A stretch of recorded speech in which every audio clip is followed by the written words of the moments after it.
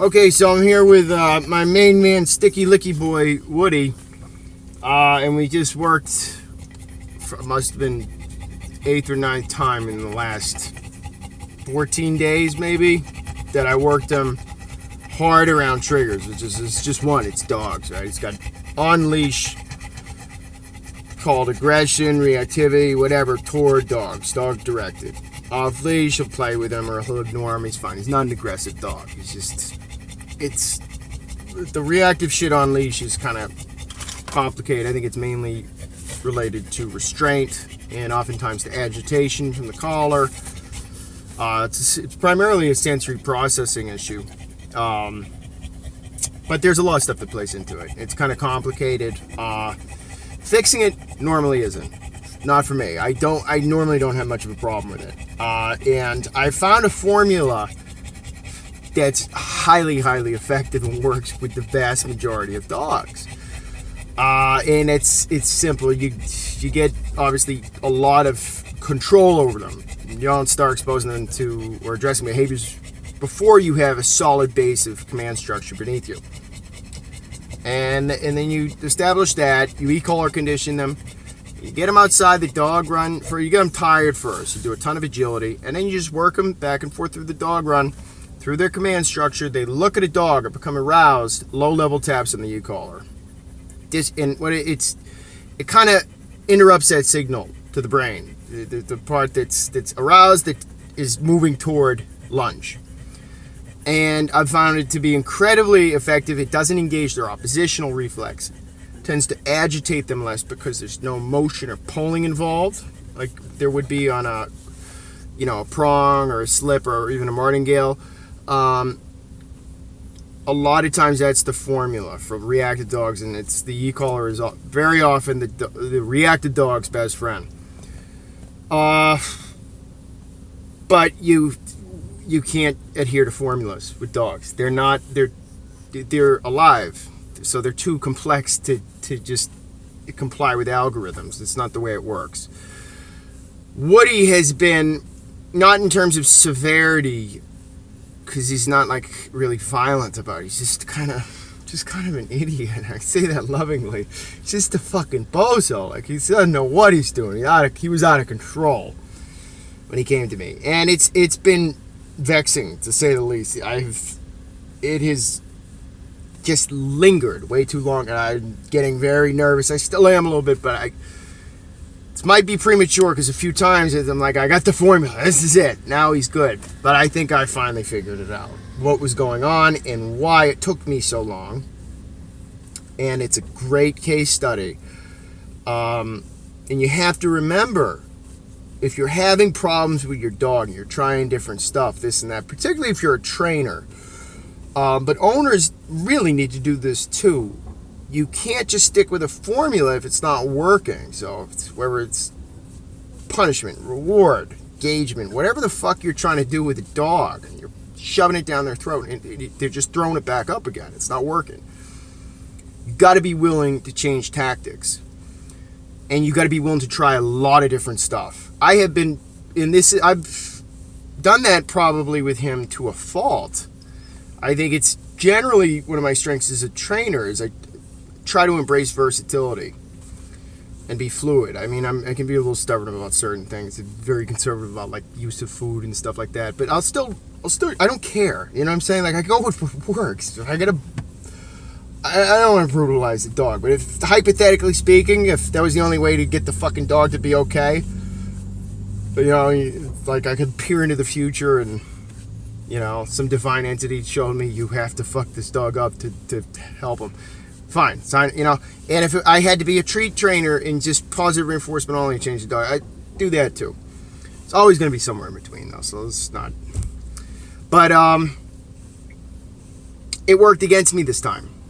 It did. I was all over the map with him because so I tried the tried and true strategy. He becomes interrupted, with the e-collar, low level taps. Didn't work. It mitigated for a bit, and then it came back up. Then I was working on a pinch for a while. Prong call it light. Okay, light little corrections, leash pumps. It's, again, kind of working, but not really. And then I start dialing pressure on the pinch because now we're starting to run out of time. So I'm like, by the way, I'm working on engagement the whole time and working a lot with food with him. And that's a critical piece of information. I'll explain why in a minute. So I'm starting to dial up pressure and try to match it with high-level rewards, okay? We did a lot of play in the beginning. I worked a ton on engagement with him, eye contact. Need food for that. Mostly, with dogs that are medium drive or below, I think. So we used a lot of food. I'm trying to motivate this dog. I also really like him. And I don't want it to be about crank and yank, but I need to just like snap him out of it somehow, And I always start super low pressure with all these dogs. I don't throw them in there and it ramped up gradually, the pressure. Well, as I was doing that, I was matching it with more and more food, and it was a bad strategy. With reactivity, praise is a better. I think praise is the best overall reward you can give a dog. Okay, because you're playing into their innate social drives, which is incredibly strong in dogs. They're highly, highly social animals. So. But you have to have a firm, you got to have leadership established and have a great relationship with them for it to really have meaning too. So I should have focused a little bit less on the food, but again, his engagement was just terrible. So I needed to get more eye contact out of him and stuff like that. So I was using a lot of food, and then I was using a lot of pressure, and then I was using a lot of pressure toward the end in conjunction with the pinch.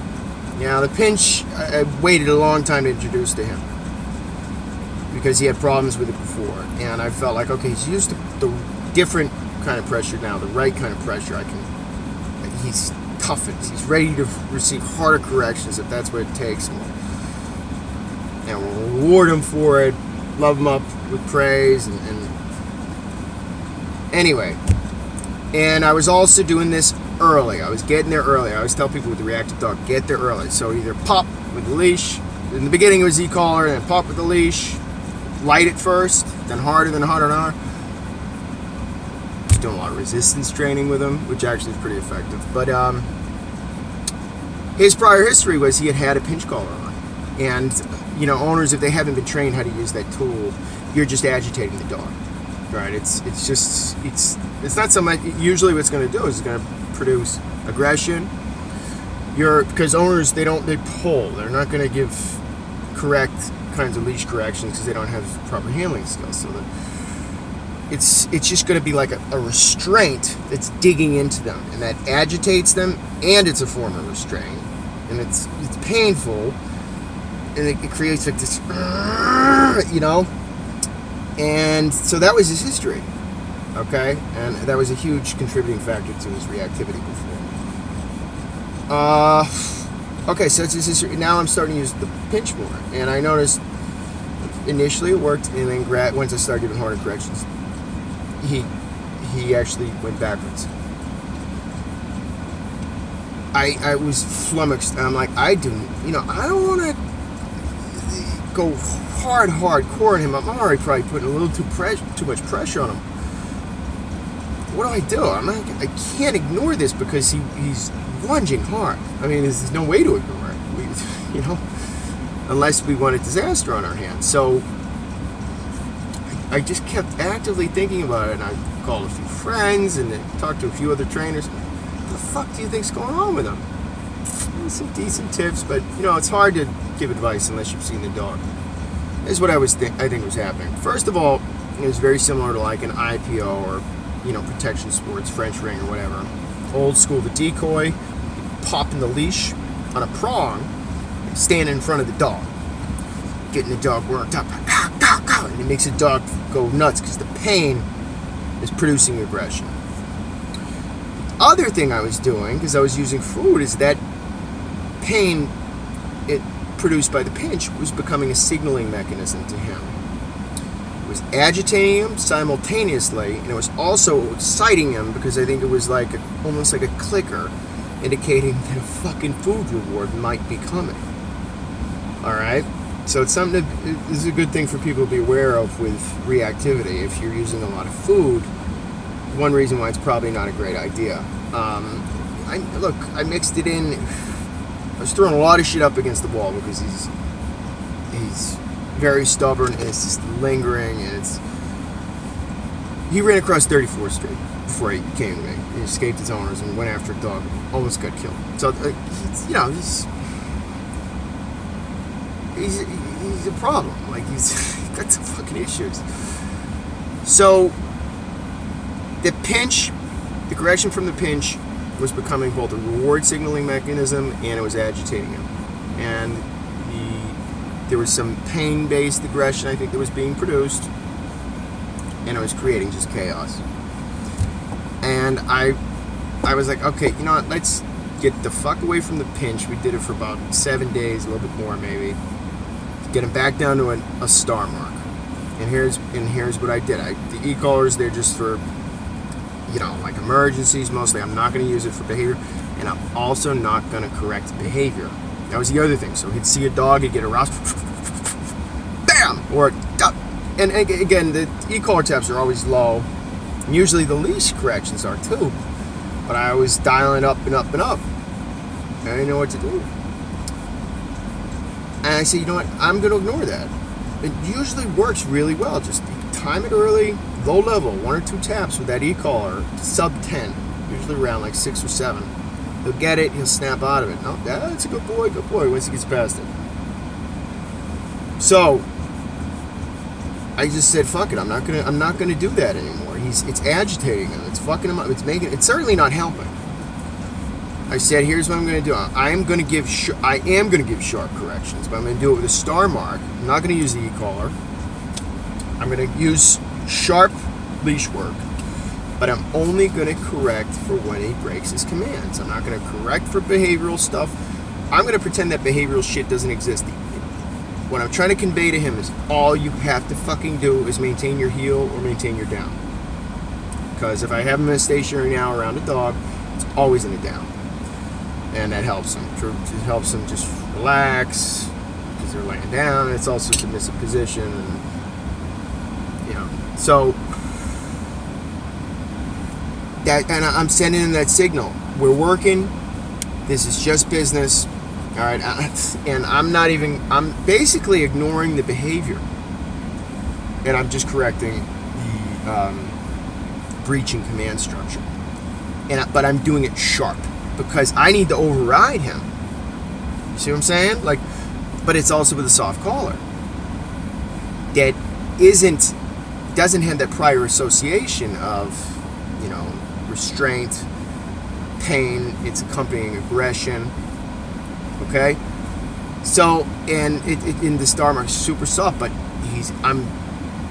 I gave him some pretty good corrections, but he got it. The first time, he's like, okay, all right, and he's not like cowed. He's like, all right, I guess I can't. I gotta heal it. He's finally responding to correction properly. He's still got that urge a little bit. It's still there, but I just found the fucking formula, and it's a simple one. Pretty sharp corrections. Don't correct behavior. Correct breaches in command structure. And don't get there early. Don't correct the arousal. Don't even address the behavior. Address the breach in command structure and leave the e-collar alone. Unless it's lunging and you're having a hard time with it and you hit the boost button, But that's it. And no food. Praise the shit out of him once he does the right thing. A simple, older style training. This is basically exactly how I used to train dogs. And I just went back to basics in a lot of ways, and I lowered the collar. But be aware of this: if you're training your dog and you're lacing, you're putting pressure on him and stuff like that, you might be signaling to the dog. First of all, it's very likely to be agitating him, particularly if you're not using it correctly. If he had come to me and had never been on a prong before, it would have been a different story. But you're basically signaling to him, get amped up. Okay, it's a marker basically, and then if it can be doubly problematic if now you're using a food reward. Because that pain sensation, it's getting them angry, and then it's signaling them too. It's getting them excited because you're signaling. If you get through this, afterward you might get a treat. Now, I wasn't rewarding when he fucked up, but I did. I did a few times. I corrected him, but if he got back in line, then I'd reward quickly. And I was using the fucking collar like a clicker, I think. That's what I think it was. And it's very similar to protection sports. They'd use prongs to agitate the dog. Finally figured out his fucking riddle. Long-winded story, but I think it's a very revealing one. And when it